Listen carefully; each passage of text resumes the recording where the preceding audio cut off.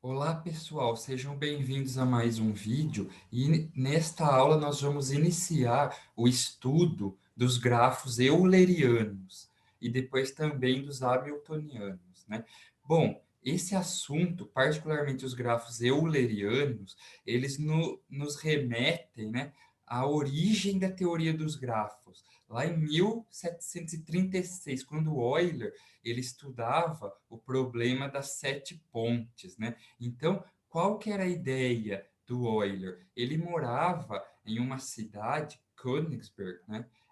Em que a gente pode ver aqui nessa figura como que era mais ou menos a organização da cidade, né? Ela tem um rio que corta e aí formava essas pequenas ilhas, assim, né? Então, veja, nessa cidade haviam sete pontes. E a pergunta do Euler era a seguinte: será que era possível? Será que é possível sair de alguma dessas partes da minha cidade, passar uma única vez por cada ponte e retornar exatamente para o local, para a parte em que eu iniciei o meu trajeto?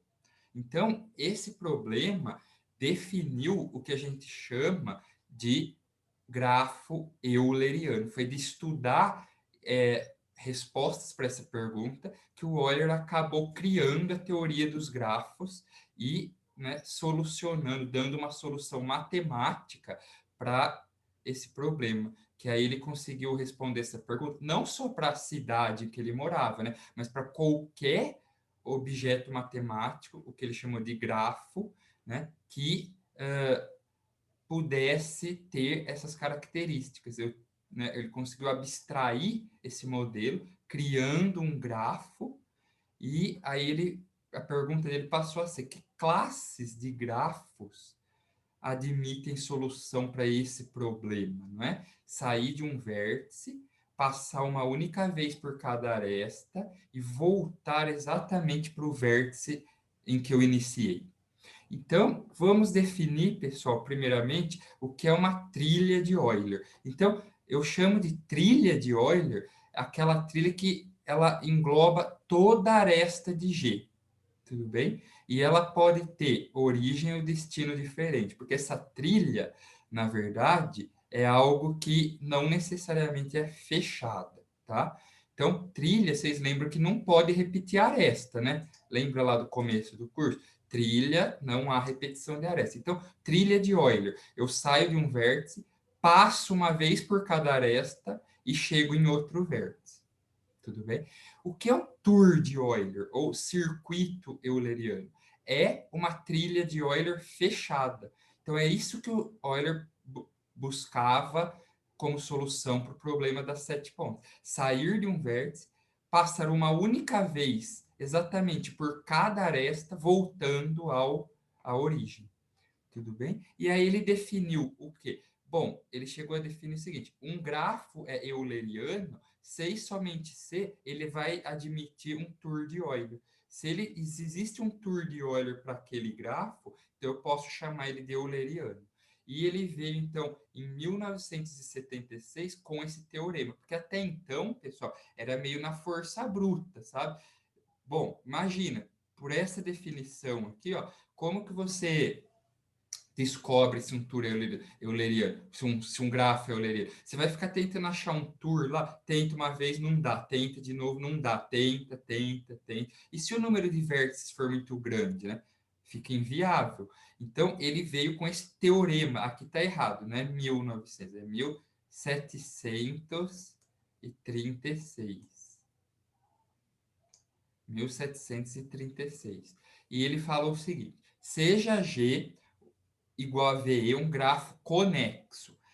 O que ele provou é G é euleriano se e somente se satisfaz a seguinte propriedade, ou seja, para todo vértice V no meu conjunto de vértices, o grau de V é par. É isso que quer dizer isso aqui, pessoal. Se todo vértice do meu grafo tem grau par. Essa é a propriedade que um grafo euleriano deve ter. E, por outro lado também, se um grafo qualquer tem essa propriedade, ele é automaticamente euleriano. Então, vamos provar esse teorema. Note que é algo do tipo, é um teorema forte, C e somente C. Então, a ida, pessoal, fala o seguinte, se G é euleriano, então G satisfaz essa propriedade. Todo mundo tem grau par. Então, vamos supor que G admite um tour de Euler, tá? Então, eu tenho lá S, A, B, C, D, uma vez por cada aresta, e passo em S e termino em S novamente, porque foi o meu início em S, eu termino em S. Então, o que a gente pode garantir aqui? Todo vértice V do meu grafo, ele acaba aparecendo aqui em W, né? Possivelmente com repetições. Eu posso passar 2 vezes pelo vértice B, 2 vezes pelo vértice C, só as arestas, que é uma única vez. Então, ó, toda aresta que aparece aqui é exatamente uma única vez. Então, vamos percorrer W começando aqui em S, pessoal.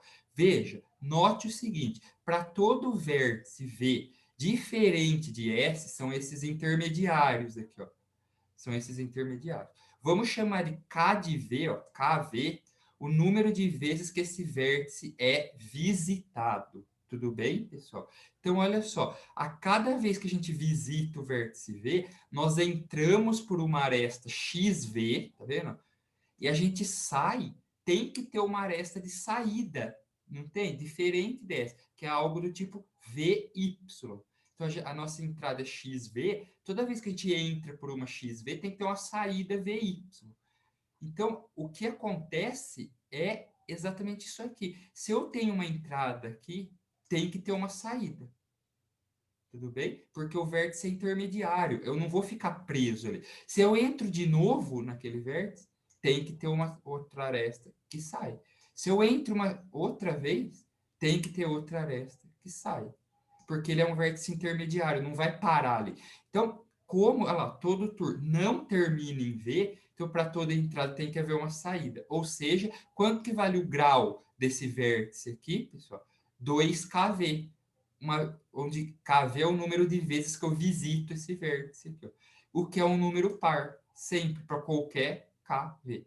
A única exceção que a gente tem que tratar aqui é a origem, pessoal. S. Mas veja, a origem S, ela é...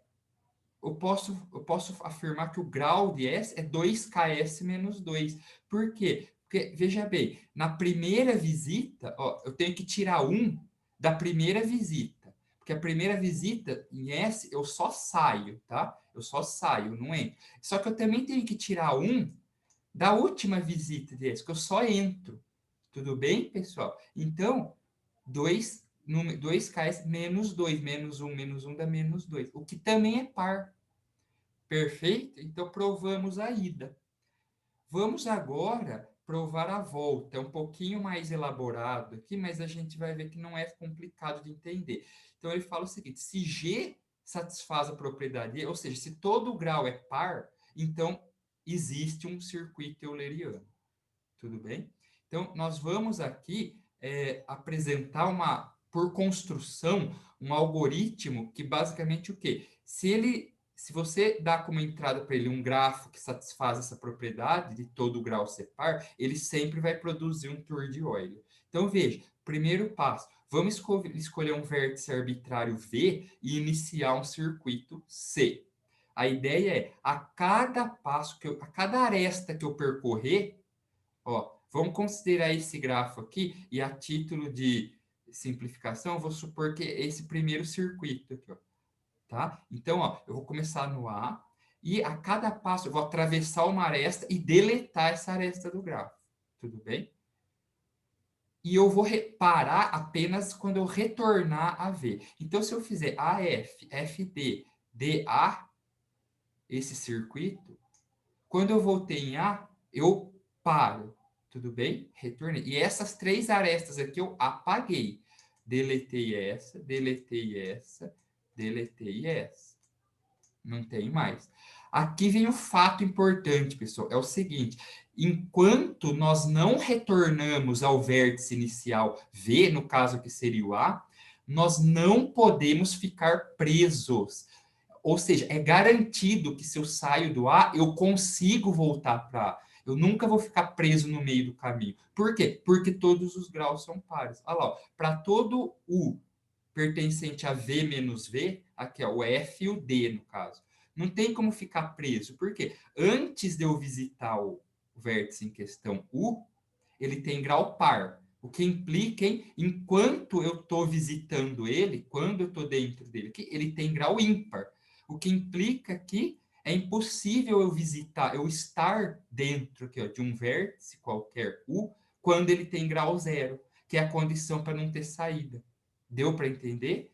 Essa é a ideia. Então, veja, se o circuito que a gente extraiu aqui, ó, se por sorte ele contiver, né, ele tiver todas as arestas do meu conjunto E, ok, ele é euleriano e perfeito. Mas isso é raro de acontecer.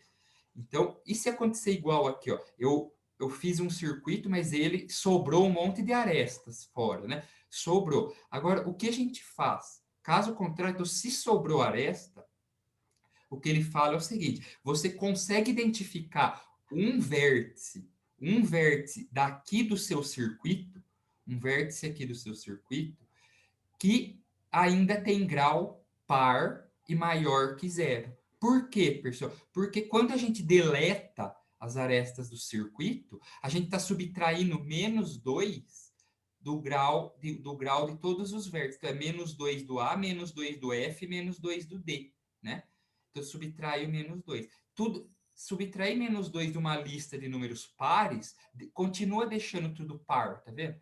Deixa tudo par. Então, eu consigo achar um vértice aqui do meu circuito e repetir o processo. Então, ele fala assim, ó, escolhe um vértice V lá do seu primeiro circuito. Por exemplo, o F aqui, ó. Escolhi o F.